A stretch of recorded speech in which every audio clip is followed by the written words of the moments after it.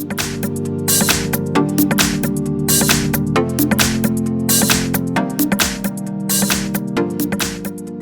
have Moto G6 Play, and let me show you how to enter and how to use the battery saver on the following device.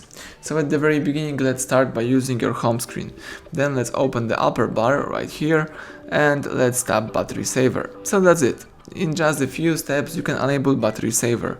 As you can see here, you've got the red stripes. Now let me disable this mode, and you can also find battery saver in settings. So let me show you how to do it. Let's open the list of all apps, choose here settings. From the list of settings, let's tap battery, and here you've got a couple of information about your battery. Here you can also enable and disable the battery saver, and if you tap on battery saver, you can also turn on automatically battery saver when you have 5% of the battery or 15% of the battery.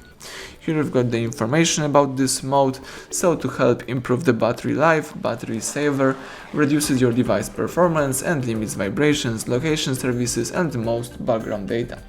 So that's it, everything went well. Thank you for watching, please subscribe our channel, leave thumbs up under the video.